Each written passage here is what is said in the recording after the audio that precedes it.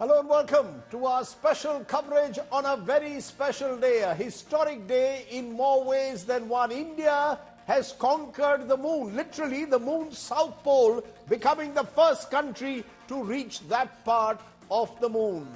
That's going to be our big focus. What does this historic day mean for Indian space research? We'll have lots of voices joining us on our special coverage of this News Today Chandrayaan special. The big headlines. India creates a slice of space history. Chandrayaan 3 successfully lands on the moon. India becomes the first nation in the world to land on the lunar south pole. ISRO celebrates. ISRO releases the first images from the lunar surface taken by the Vikram lander during Chandrayaan 3's descent. Prime Minister Modi leads the celebrations, congratulates ISRO heroes after watching the landing live from South Africa. The Prime Minister will meet the Chandrayaan 3 team in Bengaluru after returning from the BRICS summit. Vikram lands Pragyan to explore the moon next. The rover will come out. It will explore the lunar surface for the next 14 days. 1 billion Indians are over the moon as Chandrayaan lands on the South Pole. Celebrations erupt across as ISRO scripts history. Are going on for few years, and this success today. Day 2 of the Pragnananda versus Carlsen at the World Chess Championship final ends in another draw.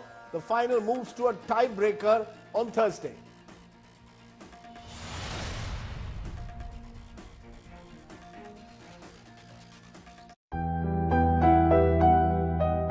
Our approach of one earth, one family, one future is resonating across the globe.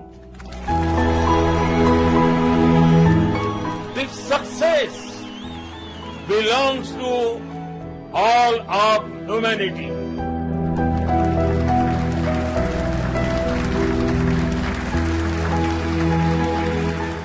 ये दिन इस बात का प्रतीक है कि हार से सबक लेकर जीत कैसे हासिल की जाती है। जी हाँ, आप अपनी स्क्रीन पे देख सकते हैं कि हम लैंडर मॉड्यूल पूरी तरह से सेफली और सॉफ्टली चंद्रमा की सतह पे लैंड हो चुका है। ये हम लोगों के लिए बहुत ही गर्व की बात है।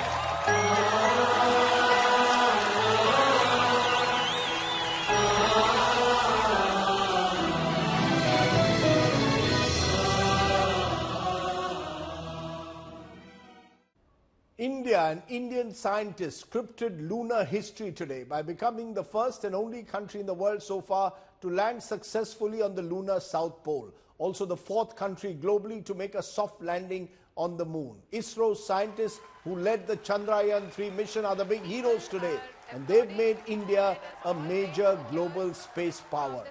Let's start by first bringing you the timeline as India landed on the moon. Meters above the lunar surface. 7, 6, 5, and here you go. India embraces the moon. जी हाँ, आप अपनी स्क्रीन पे देख सकते हैं कि हम lander module People. Chandrayaan 3 touches down the south pole of the lunar surface. बहुत ही गर्व की बात है। हिंदी में एक कहावत है कि चंदा मामा दूर के, लेकिन अब हम ये कह सकते हैं कि चंदा मामा अपने घर के। And India's spirit reaches for the stars. We'll be able to continue with the experiments, including the Pragyan rover coming out and then doing all the experiments.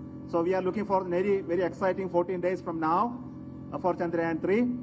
And as Honorable Prime Minister has mentioned, it is not Chandrayaan 3 alone, it is for future scientific exploratory missions. This is the beginning of a golden era. That is a message I get from what our Prime Minister told. So we are looking for launch of Aditya L1 now next month. India's Chandrayaan 3 aims to analyze the lunar surface and deepen human understanding of the moon's geology. I am confident that all countries in the world, including those from the global south, are capable of achieving such feats. We can all aspire for the moon and beyond.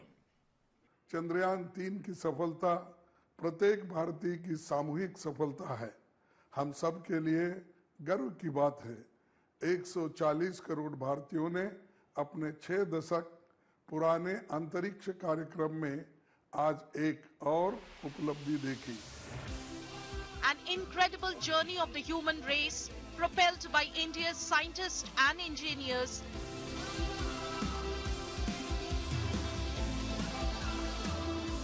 I cannot tell you the type of that excitement that is created in the whole of India. Every school child, every school, every village, every mohalla is excited by the showcasing of this landing videos and broadcast, and all of them are praying, having lot of pujas and homas and other methods of prayers suitable for each one of them for the success of this mission. And I want to thank each one of you for your excitement, your love for the nation, and for whatever we achieved today. It's all dedicated to yourself and for your courage and strength to support us. Not just the mission, but a huge leap for humanity's understanding of our cosmic neighbor. Bureau Report, India Today. So what does this moon moment mean for India and Indian space research? Is this Indian space research at its finest hour? What does the moon landing now mean for future space research in this country? Some of the questions we'll raise tonight. I'm joined by Dr. Pramod Kale, former director, Vikram Sarabhai Space Center. And remember, Vikram Sarabhai today is being remembered not just by the name of the lander, but the man who really triggered off India's space research program all those years ago. Also joining me, Dr. Annapurni Subramaniam, Director, Indian Institutes of Astrophysics in Bengaluru. I'm joined in the studio by Dr. P.K. Ghosh, former ISRO scientist. He's formerly been a scientist who's worked with satellite programs, and Raj Chengappa, Group Editorial Director, Publishing India Today, joins us. But before that, I want to go to someone. G. Madhavan Nair is joining me, because Madhavan Nair, former ISRO chairman, for you this must also be a very, very special day.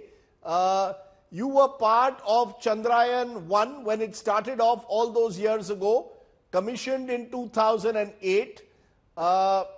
We'll just for a moment wait for Madhavan Nair's line to completely come through. Mr. Dr. Nair? Dr. Nair, can you hear me? Hello. Yes, can you hear me, sir? Your audio is very weak. Okay. I'm not able to hear properly. Let me try and be as loud as possible. First of all, congratulations. You were among the pioneers who started this in 2008, the Chandrayaan moon mission. Give us your first thoughts today on this big day, Dr. Madhavan Nair. Thank you very much for calling me to this show. At the outset, let me convey my heartiest congratulations and compliments to the entire team ISRO and also the nation for this remarkable achievement, I would say. It has been a dream which has been in our mind for the last 20 years. It's a dream that started, as you said, in 2008. Tell us, give us a sense of what these last 15 years have meant since the first Chandrayaan moon mission to today landing on the moon. What does these 15 years mean for people like you who've been associated with it? I think in the Chandrayaan-1 time itself. Hello? Yes, go ahead. I'm having a lot of interference. Some other voice is coming in between. Please go ahead. Can you hear us now? Hello? Hello? Yeah, can you hear us now, sir? Yes, I can hear you. Yeah. No problem. Can I go ahead? Yeah, so just give us a sense what these last 15 years since Chandrayaan-1, when you were in charge of the moon mission, to today have meant for people involved. What is the sense of achievement today? I think the dream of touching down on the moon was there very much when we conceived the Chandrayaan-1 project itself. Initially, we wanted to go around the moon, take pictures. Okay, I'm just going to stop you for a moment because I'm joined also by the man of the moment. The ISRO chairman, Dr. Somanath, joins me on the phone line. Dr. Somanath, we are seeing images of all of you celebrating. Give us a sense of what this means for you and your team. First of all, congratulations on behalf of the whole country. Thank you so much for your words of praise and congratulations. Thank you so much. What does this mean for you and your team? Just give us what you went through in the last few hours leading up to the actual landing, the mood amongst all of you. See, this is an event we were all waiting for last so many years, that it's a series of work that we have been doing to explore moon, and it culminated with the touchdown today in the Chandrayaan-3. We started a journey right in Chandrayaan-1 to understand moon. Fantastic findings came out of it, including the discovery of water on the moon. Then Chandrayaan-2 gave a lot of further scientific data and images.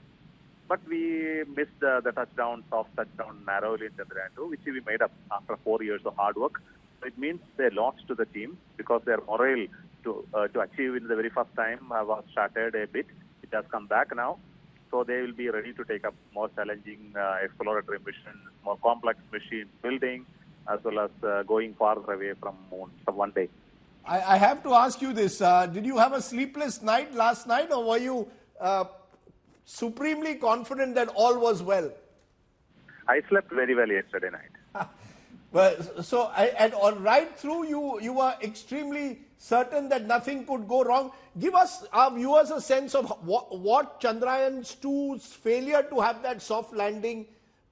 Did you make all the corrections required to ensure that everything was smooth? Was there anything specific that you had to do?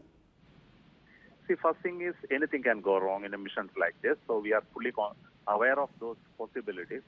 And the things that can go wrong is beyond our control. So there is nothing much we can do.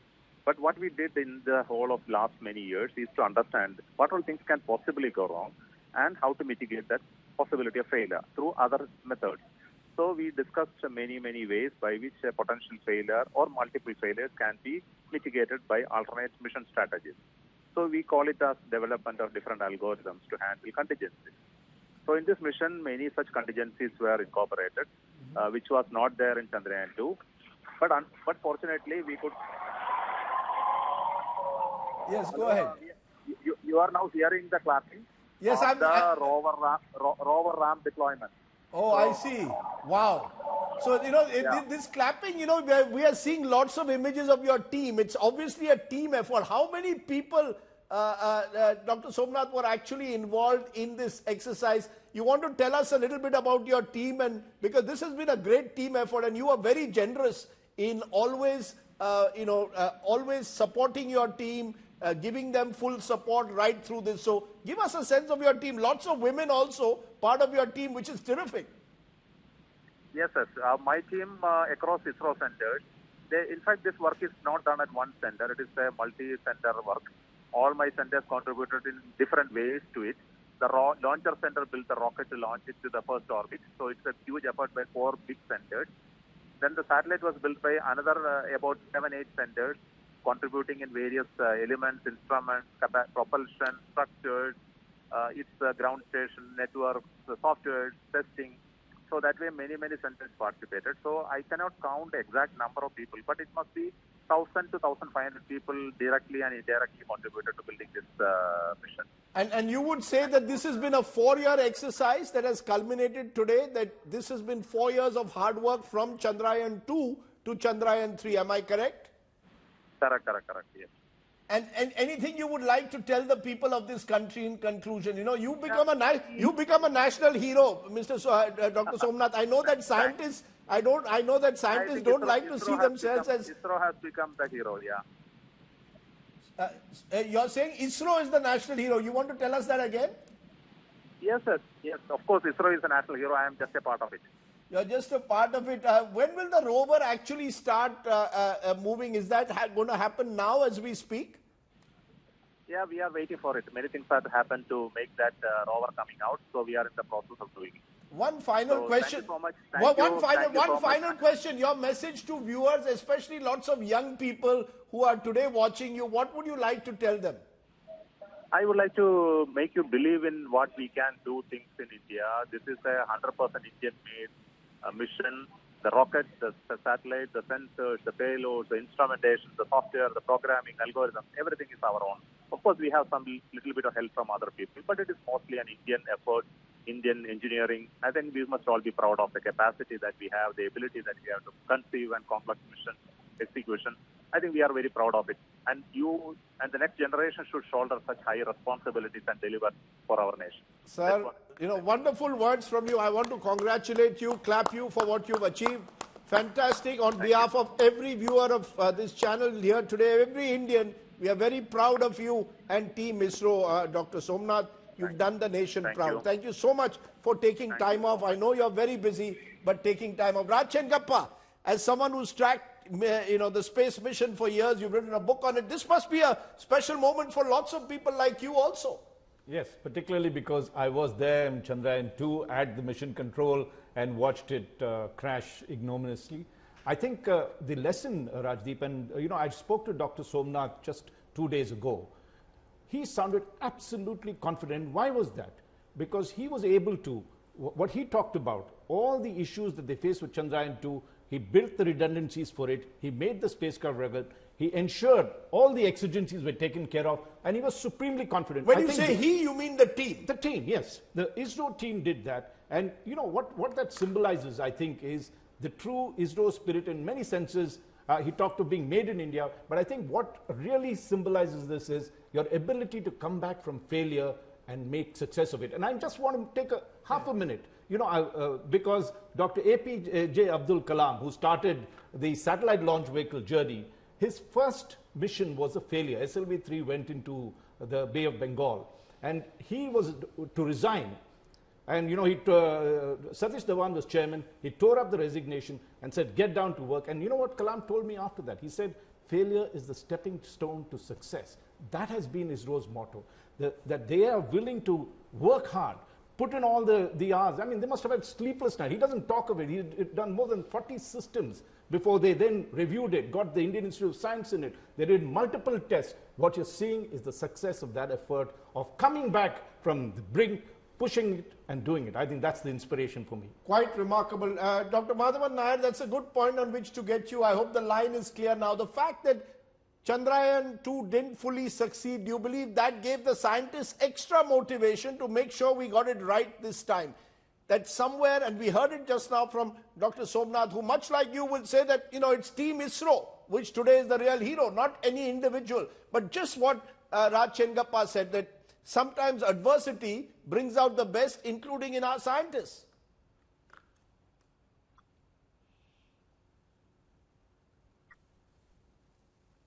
Dr. Nair? Yes, certainly I think what Somanath and his team has demonstrated is the resilience of the strong organization like ISRO. As Raj Chengappa has pointed out, there is a culture of learning from failures and springing back to success.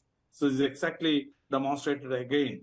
The Chandrayaan-2 was a sad story. It crashed 2 kilometers away from the surface of the moon.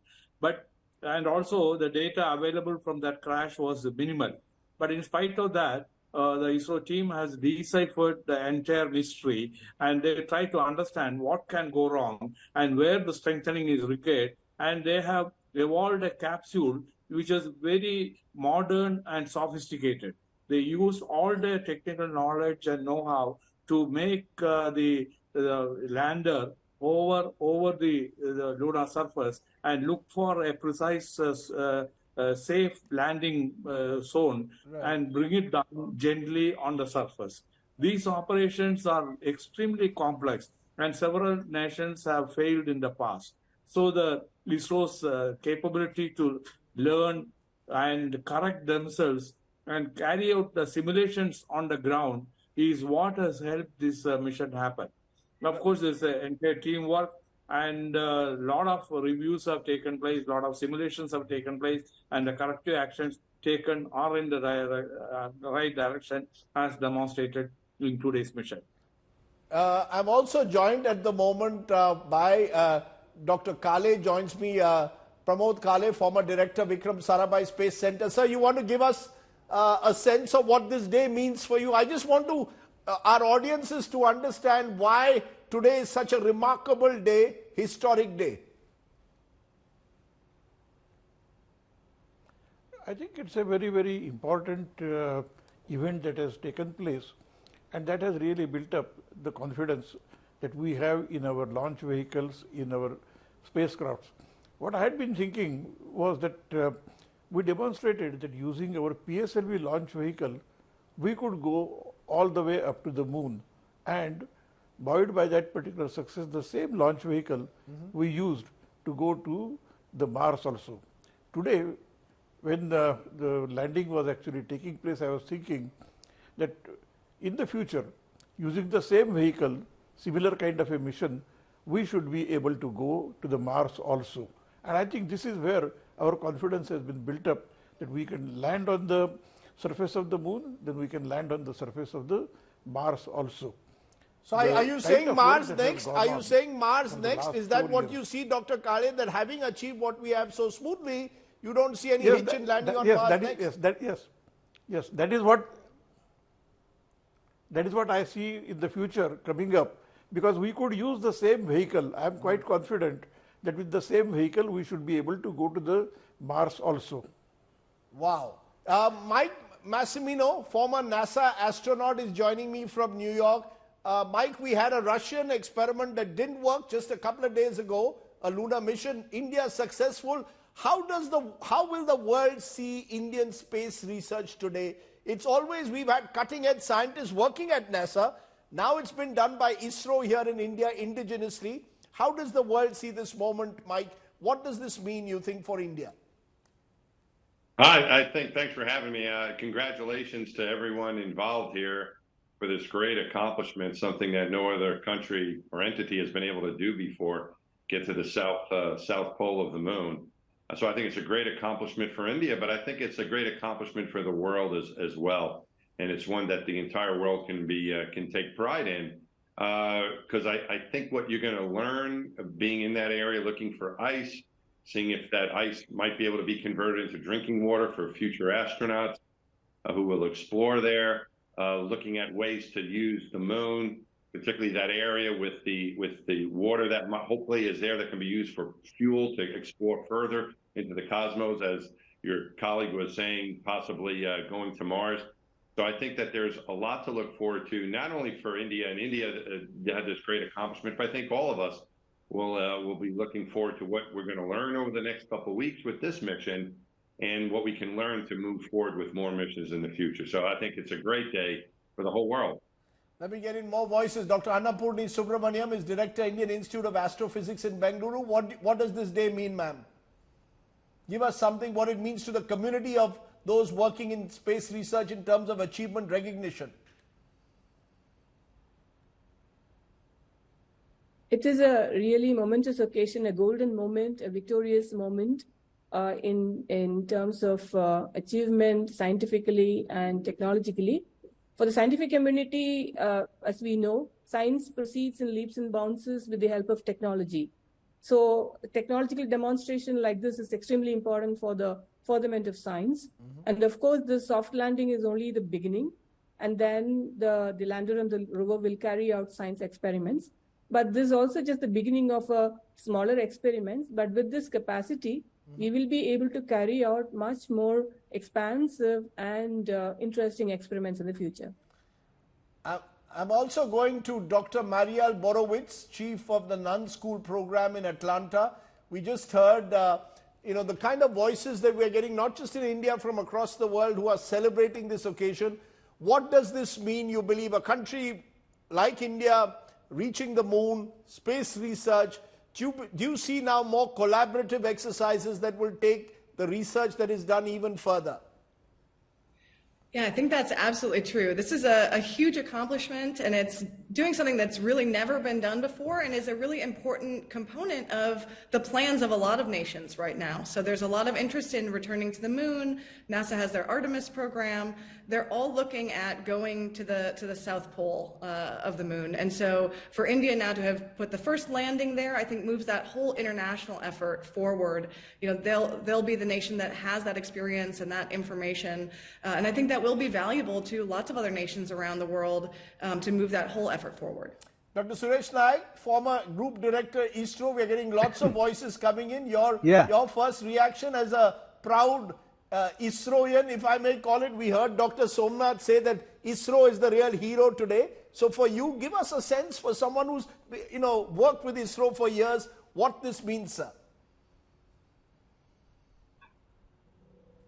Yeah, actually, it means a massive movement for all the Indians and particularly former ISROians like me, because I have gone through the suspense and experience of nail-biting finishes for about 18 space programs in my career, and I got some idea about the situation of the mindset about the scientists when the last 15-minute journey was taking place, and how happy everybody was in the control room and across the country. You see, I am also extremely elated by this success because there are many-fold advantages and benefits going to happen in different areas. One is this technological achievement of soft landing will open the door for the human missions on the moon for India and in future, of course.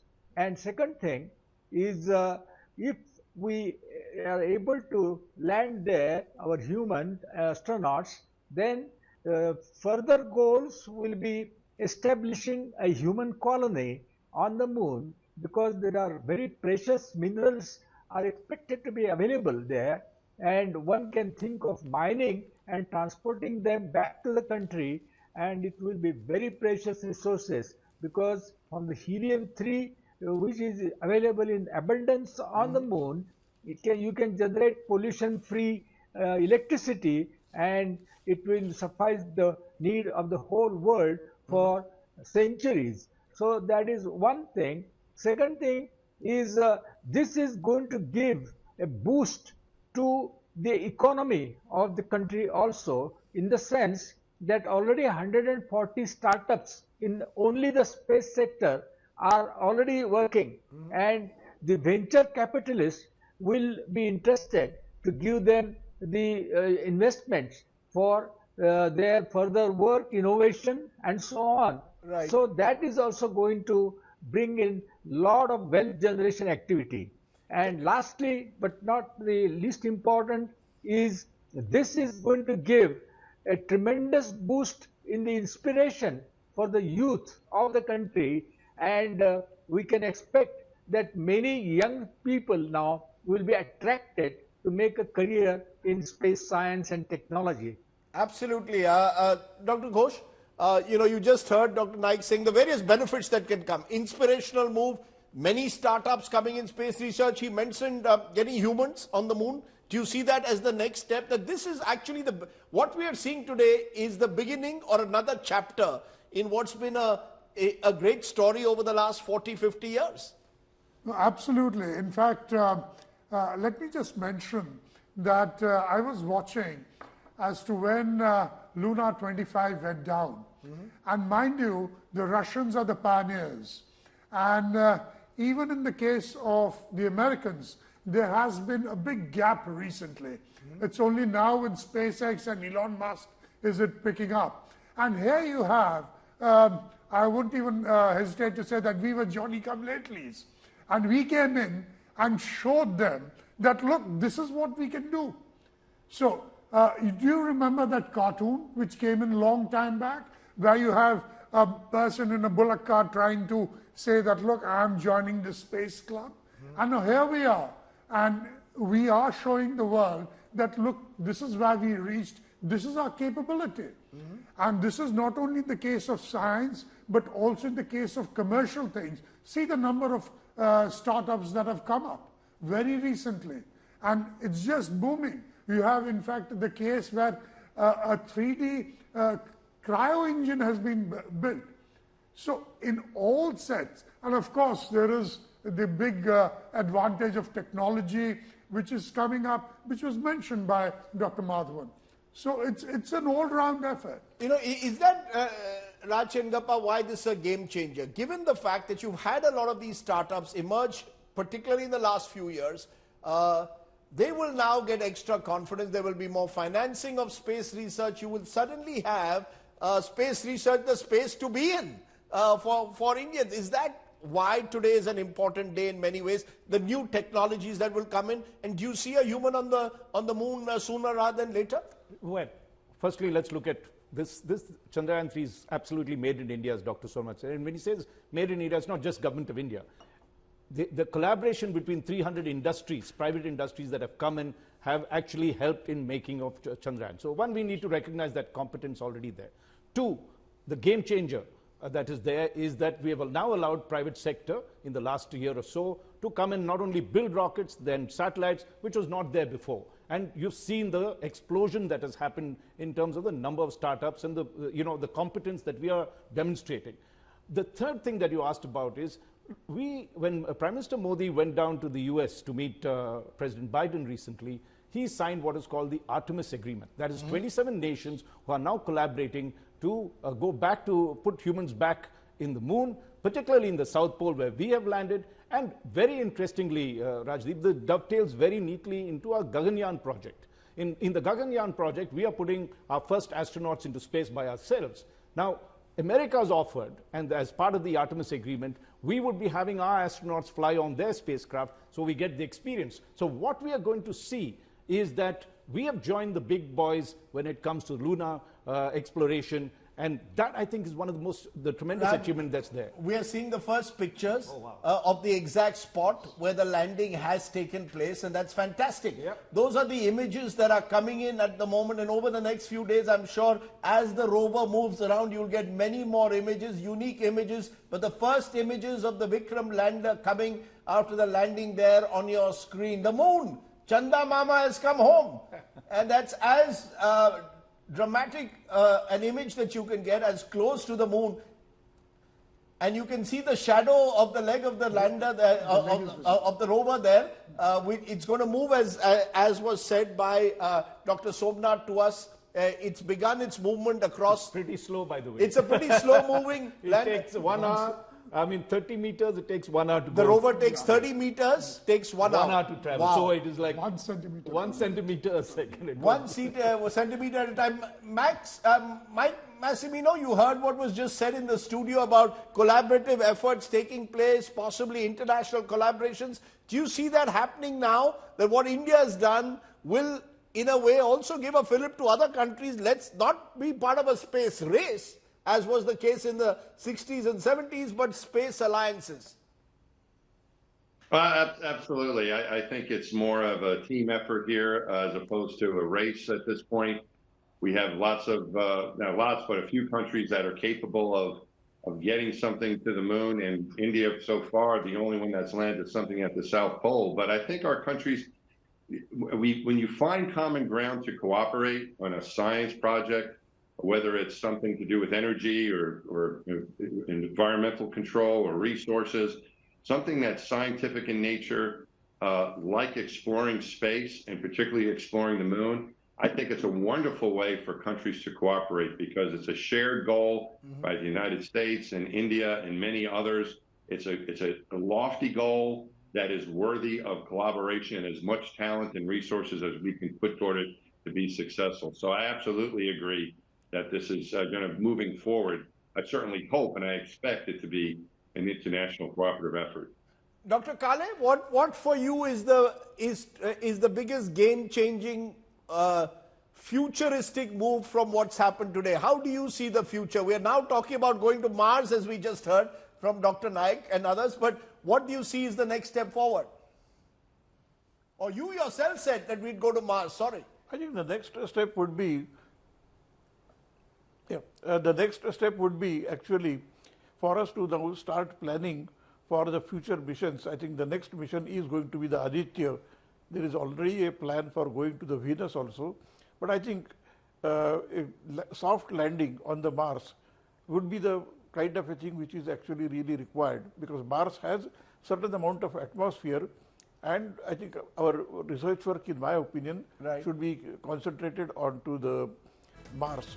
Because I personally feel I just want to stop you on the moment, because Pragyan has begun exploring the lunar surface. So the rover is out, and we have some images of Vikram beaming Pragyan images live to the ISRO headquarters. The rover slowly coming out. And Dr. Ghosh, you want to explain, as Raj Chengappa was saying, it's a slow-moving rover. This is not a cinematic adventure. This is real science, and therefore the rover will also take its own time. Tell us what exactly happens now. Okay, it comes down, and firstly, its solar panel opens up, and it has got to get the energy. Up till now, it was going to work on the battery which is there. That's a 50-watt solar panel. And then it starts its actual experiments. It's basically got two payloads. That is the APXS, which is the alpha particle spectrometer. And the other is the LIBS, which is the labor-induced breakdown spectrometer. So it's going to take the regolith and break it down and find out, in the sense that what are the minerals that are there. And the maximum distance it can go to is about 500 meters from the lander, no further. And it operates, as you know, only for 14 days. After that, when the night comes, it will not be able to operate. So within 14 days, it will do all its experiments, send the data to the lander to the orbiter, and then to ISRO for them to analyze. So in future, this is the next few steps. Dr. Naik, is there something specific that you're looking at these next 14 days that you would like perhaps to find out more? You mentioned about the minerals that are there on the moon. You've also mentioned about certain benefits that can come from technologies, or what is it that you're looking for? Yeah, actually, I expect that even though we have got a short span of 14 days, Earth days, the potential is going to be quite substantial. The rover has got two payloads, just now it was mentioned, and there are two functions. One is geological analysis of the crust on the moon, and another one is the chemical elements. So in that, we will expect to get a lot of information about the existence of the minerals there. In fact, one laser-induced instrument is very interesting. It will vaporize the stone or whatever comes into its way, and instrument is there, spectroscopy. It will measure the wavelength and identify the minerals. And second thing, it will identify the chemical composition. Now, these two instruments are so important that we might come across some new findings, because always, there are some surprise findings in such kind of experiments, because the scientific findings have a long-term impact. On the lander, on the other hand, we have got instruments to measure temperature around the lander, and then it will also try to find out information about the seismic activity on the moon, and it will also try to see really what are the other so essentially what you are saying is the discovery. What you are saying, what you are saying, Dr. Naik, is that the discovery of the moon has, in a sense, only just begun. What we will know in the next 14 days is perhaps more than what we've known in a very long time, because this will be first hand. I'll come back to you, Dr. Mariel Borowitz at the Nunn School program in Atlanta. Globally, what would you like this mission to do in terms of future development? What do you see happening now? What would you like to see from the discovery of the south pole of the moon in a way for the first time? Well, I'm really happy to see that already India has been so open and transparent about the way that this mission has proceeded, and that it was possible for everyone to join in the excitement of watching the landing, watching things as they're happening. You know, you never know what's going to happen. These missions are very hard. So I think it says a lot to have that transparency and have the whole world watching. And I hope that that continues as they start to make these scientific discoveries, that information is also very quickly and very broadly shared, so that the whole world can benefit from the information that India collects and that what India learns from their rover on the moon. You know, what can India learn from this mission? What are the experiments that could take place? I want to go back to Dr. Annapurna Subramaniam, astrophysicist. I want to understand from you, Doctor, what specific experiments are you looking to see? Given the major achievement, what would you like to see now happening next? Yeah, so there are several things which are being carried out right now, which are of fundamental nature, like, you know, how the temperature is kind of transferred from a heated place to a non-heated place, you know, where the sun is lit, heating up to a place where it is completely shadow. So some general properties are being measured, but as you can also see, the scientific experiments, when you design and develop and put it on the moon, what happens is these are expensive experiments and you need to do extensive tests, and the components have to be space qualified to be putting up and make sure that it works on the surface of the moon. But if you cannot have a guarantee that this experiments will reach the surface and carry out, that you cannot actually put these kind of things on the rocket. So now you have the capability, now you can take complex things over there and do experiments. So there are experiments with respect to mineralogy, experiments with respect to the moon's geology, like, you know, geo is with respect to Earth, but we have to coin terms regarding how the evolution of the moon has been, studying the interior of the moon. And also, as an astronomer, we would like to see something which you can put up a telescope on the moon, where you can actually night sky observations can be carried out without any problems. So many such things can be carried out once you have demonstrated the capability to reach there safely and put up an experiment. You know, Raj Chengappa, the moon has been part of India's sort of culture, ethos. Yeah. You can go to our gods and Shiva and Ram, Chandra. You know, the moon is part of the way we've seen culture. Now it's part of science, of course. What excites you the most? Out of all that you've just heard, you know, lots of wisdom coming in of what can happen next. What excites you most now about the moon? You know, we are only planet A, like that's Earth. Yes. I think the moon gives you the opportunity, a lunar gateway to finding a planet B. And why do I say that? Because essentially we're searching for water on the moon. And that's why we're landing in the South Pole, where we know there's water ice. Once you have water, human beings can live. If the experiments that we're doing, the seismic activity, we want to know whether the surface is stable, we put up a colony over there. Right. Once you do that, the advantage with having a base on the moon is that you don't need these heavy lift launchers to take you there. Moon has no atmosphere. The gravity is 1/6 that of Earth. You can put up, go to Mars, as Dr. Kale was saying, with much greater ease, much less fuel, because you're not putting so much to break free of Earth's gravity. And that, I think, is the most exciting thing, that right now, imagine, 50 years later, we are discovering the moon again. I mean, Americans went there, landed, brought tons of rocks, so did the Soviets, so did China recently with it.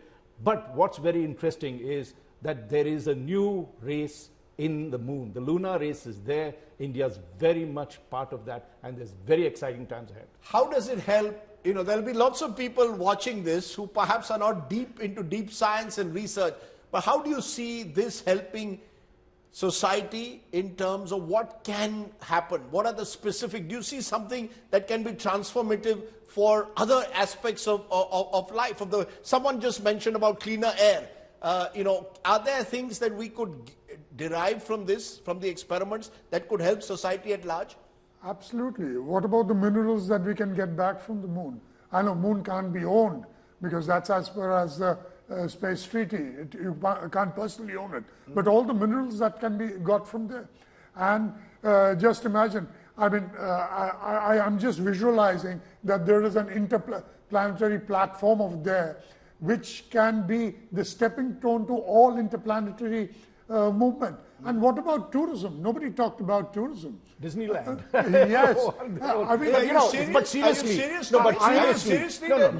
I'd like to see. Yes. I mean, Elon Musk and these guys will start doing that, right? Yes. But I think what's also what we tend to forget is when you are mastering technology of that complexity, that there is a complete feedback that is happening. Artificial intelligence. You remember the Chandrayaan Flight 3 is completely autonomous till it lands. So you have to build in all that intelligence there for all the commands so that 18 minutes of terror that we saw, of course, turned to great pleasure over there, is completely guided by algorithms and computers, which you need very high computing. You take a look at the surface, I mean, the material that you make. It has to be the lightest because every kg of material that you send into space costs you crores and crores of rupees. So you make lighter material. That comes back, as we know, the most famous example is tennis. The graphite racket came from space exploration. So whatever developments that you're doing out there, because you're at the cutting edge of technology, that reflects back on your science at home. And I tell you, finally, what really is fascinating with this, and to end, it is a true inspiration to all the young persons that will listen to the story and aspire to do even better. You know, Raj, fascinating pictures. The first pictures coming in from Pragyan. Those are the first pictures that we are getting. And, you know, this is the first pictures emerging from the rover. Fascinating, as we said. You'll get many, many more such pictures over the days ahead. Each of them unique in many ways because we've never seen such pictures in the past. Dr. Naik, it's a rather beautiful place, I can tell you, the moon. Well,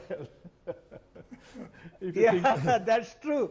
Actually, you know, these selfies are so beautiful that really it becomes attractive, no doubt about it. You know, there will be those who will want, you know, Dr. Naik, as a former ISROian, you'll probably want to take a selfie with that. You see, there are people in India who are already sending us messages saying, how do we take a selfie with the moon in the background? Now, you can't take a selfie with the moon in the background, but you can certainly enjoy the pictures that are playing out on air at the moment. Those are the images.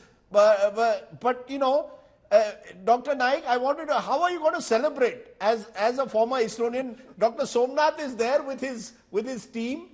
As someone who's lived through these various missions, how will you celebrate, Doctor?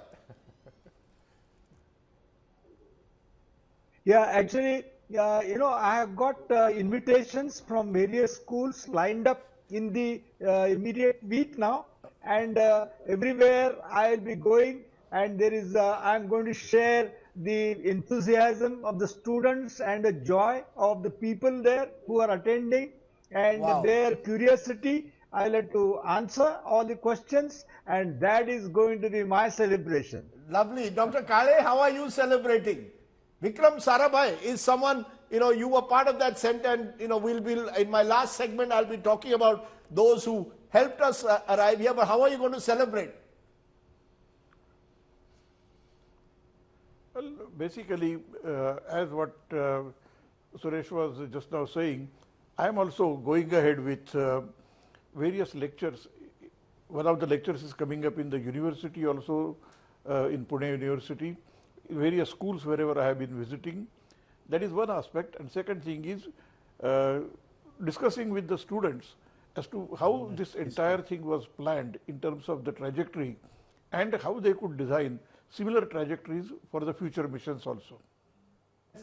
As I said, what space is, I said this on Twitter today, space is a bit like life and sport or sciences, because it's a baton relay. You move from one generation to the next, passing on information, passing on your wisdom, and we've moved from 1962, where the first tentative center was set up, to ISRO being set up formally 69, to where we are now in 2023. We've gone through the ups and the downs, and we've come up triumphant, and it shows that Indian science is right there at the very top, and that's why today should make us feel so proud. Just to give you a history, India's space pioneers, don't forget the great Dr. Homi Bhabha, known as father of India's nuclear science program, died tragically in an air crash in 1966. But what would we be today without the likes of Dr. Homi Bhabha, formulated India's 3-stage nuclear power program. Let's not forget Dr. Vikram Sarabhai.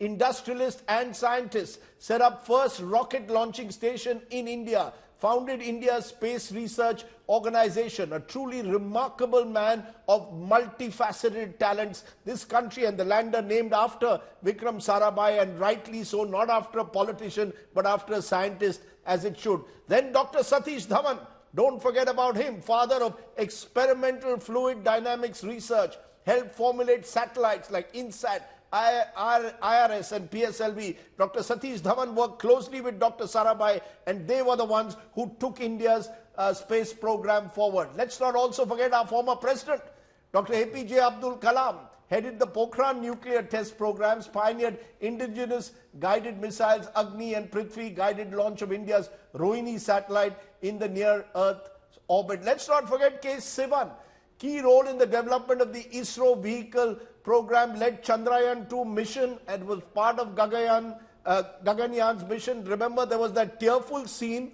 when Chandrayaan-2 had that failure while landing. He broke down.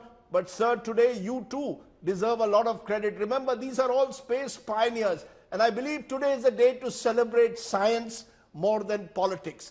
We can talk politics on another day, but from Pandit Jawaharlal Nehru to Prime Minister Modi, each of them have played their own role in helping push forward this program. In the last 9 years, much has been achieved. In the previous years also, in my generation, I will not forget Rakesh Sharma, squadron leader, going into space. Yes, Russian mission, but there was, in 1984, that was what we got. And we celebrated that as we will celebrate today. We have conquered the moon. As a country, as a people, we should be proud of our scientists and what they've achieved. I think that in itself, as I keep maintaining, the moon has fascinated India for centuries. We've always looked up to the skies, looked up to the moon. It's come a step closer today. And that's reason enough for us to celebrate. Thank you all very much from across the world, from there in Atlanta, New York, here in the national capital, to all of our guests who've joined us today. As I think Dr. Somanath said, the hero of the day is not an individual, it's ISRO. And the adventure, in a way, has only just begun.